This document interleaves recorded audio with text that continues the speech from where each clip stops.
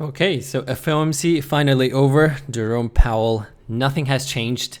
He sounded a lot bullish. So small caps and Russell 2000, everything, pretty much everything is taken off. But even before the event, Mara was taken off. So what I'm watching for this stock. So number one thing that caught my eye, well, from early in the morning, is bullish flow in this name. I don't see these kind of names unless they're like very, very dumping in a day or they're just going crazy in a day. Mara, 15%. Yes, it is up very big in an intraday session, but option activity. That's since I trade a lot options, I pay a lot of attention to most actively traded options every single day. So it's rare to see these names up here, but it is up here. 356,000 total option being traded. We still have 30 minutes until market close. 71% calls traded, 28% puts being traded so far. We still have 3 more hours. So if we come down to the put to call ratio, 274,000 calls, 116,000 puts. So let's take a look what people are betting on. So I'm looking at a lot of ultra short term. April 24th, 25s. So for April 20. So basically people could be speculating into halving event. So a lot of this week as well, March 21, 19, even 25 calls. A lot of March still. And furthest I can see that people came in is, in terms of just buying naked calls, is June 35. So let's take a look at the just chart. We have talked about this name many, many times. So is this a reversal here, right now? So we were talking about this right here. And then, well, ideally I wanted to see this right here off of basically same levels and off of its 200-day moving average, which is $15. But if you take a look at the past 3-4 trading sessions, you can see it did stay green last these 3 candles before today's breaking out of $20. So it stayed below 20, but it didn't go lower than 1750.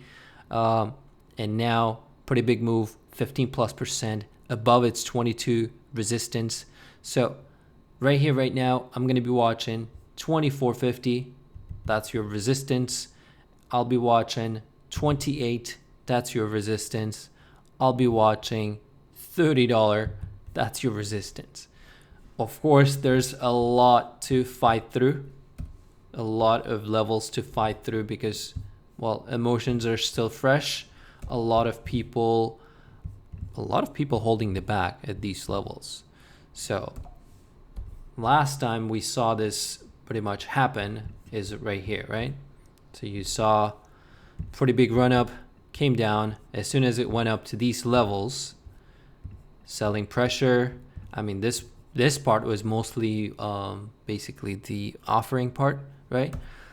But I took a look at the shorts. Let's take a look at the short volume today. There's not much shorts going. There's not much short volume last 5-6 trading session. Maybe even, let alone 5-6 trading session. Ever since they started dumping the shelf, it hasn't increased more than 40s. So which means people were not. There are some shorts, but it was not elevated short. So to think that this is the short squeeze, no. Outstanding shorts for Mara. Let's take a look, just Finvis. I'm not confident about the exact number right here, right now, but I don't think it's very high. 14%. So 14% short float, not a whole lot, but it's not a short squeeze, okay? This is just purely options coming in and market makers just hedging their risk. and just buying every contract that you're buying, they're buying 100 shares. So can it follow through? Can it keep up?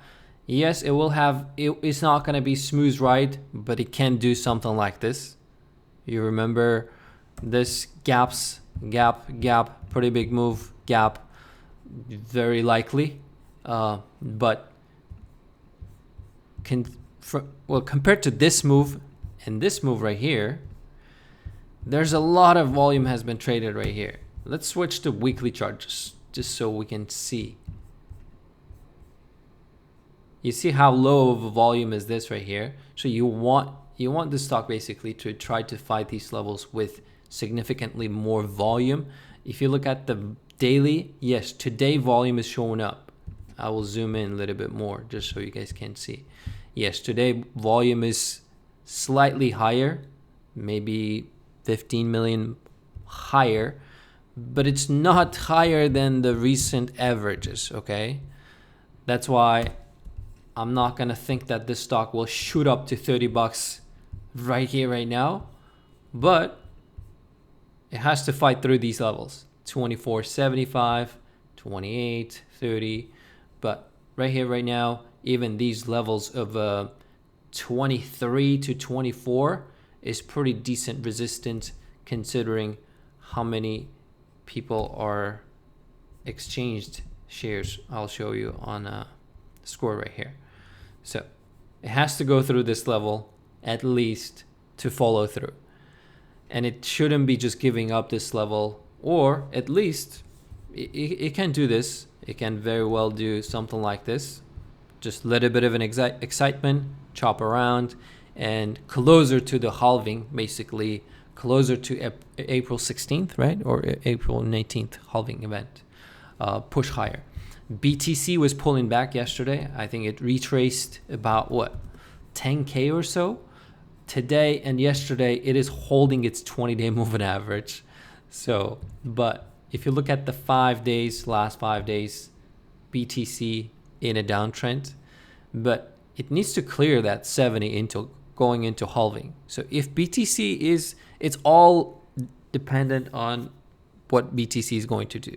If it stays at these levels, okay, miners, no problem, they can move. But if it takes a hit, if it goes lower, those miners will be just chopping. The only thing that I'm watching just for more of a cleaner stock in terms of a breakout, I like CleanSpark because it doesn't have much of a volume to fight through right here, right now.